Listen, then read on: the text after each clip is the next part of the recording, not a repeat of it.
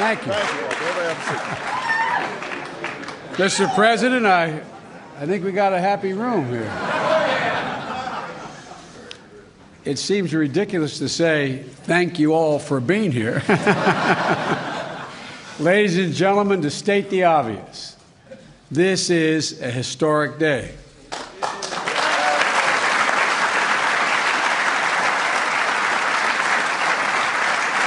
In our business, we use that phrase a lot. But I can't think of a day in the 37 years that I've been a United States Senator and the short time I've been Vice President that it is more appropriately stated. This is a historic day. And history is not merely what is printed in textbooks. It doesn't begin or end with the stroke of a pen. History is made. History is made when men and women decide that there is a greater risk in accepting a situation that we cannot bear than in steeling our spine and embracing the promise of change. That's when history's made.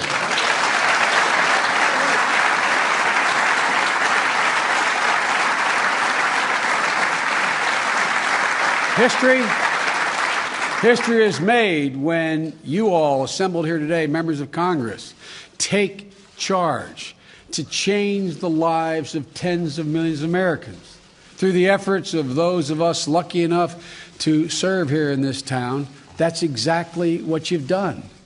You've made history. History is made when a leader steps up, stays true to his values, and charts a fundamentally different course for the country. History is made when a leader's passion is matched with principle to set a new course. Well, ladies and gentlemen, Mr. President, you are that leader. You have...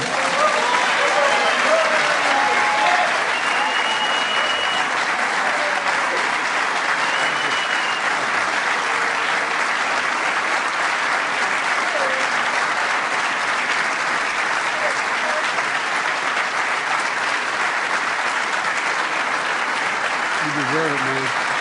You deserve it. Mr. President, your fierce advocacy, the clarity of purpose that you showed, your perseverance, these are, in fact, it is not hyperbole to say, these are the reasons why we're assembled in this room together today. But for those attributes, we would not be here. Many, many men and women are going to feel the pride that I feel in watching you shortly, watching you sign this bill, knowing that their work has helped make this day possible. But, Mr. President, you're the guy that made it happen. And so, Mr. President,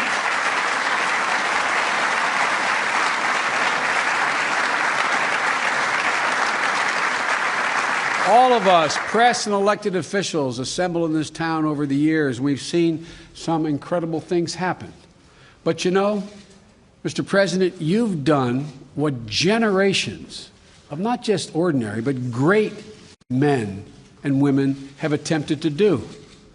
Republicans as well as Democrats. They've tried before. Everybody knows the story, starting with Teddy Roosevelt. They've tried. They were real bold leaders. But, Mr. President, they fell short. You have turned, Mr. President, the right of every American to have access to decent health care into reality for the first time in American history.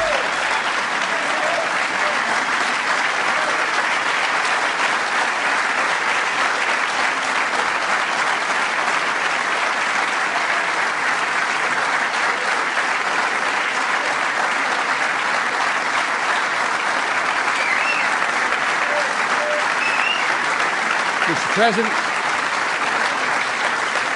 I've gotten to know you well enough you want me to stop because I'm embarrassing you. But I'm not going to stop for another minute, Mr. President, because you delivered on a promise you made to all Americans when we moved into this building. Mr. President, you are, to repeat myself, literally about to make history. Our children and our grandchildren, they're going to grow up knowing that a man named Barack Obama put the final girder in the framework for a social network in this country to provide the single most important element of what people need, and that is access to good health.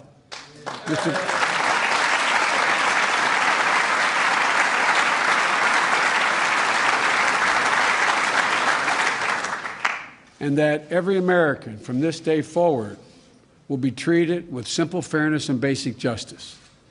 Look, the classic poet Virgil once said that the greatest wealth is health. The greatest wealth is health. Well, today, America becomes a whole lot wealthier because tens of millions of Americans will be a whole lot healthier from this moment on. Ladies and gentlemen, the President of the United States of America, Barack Obama.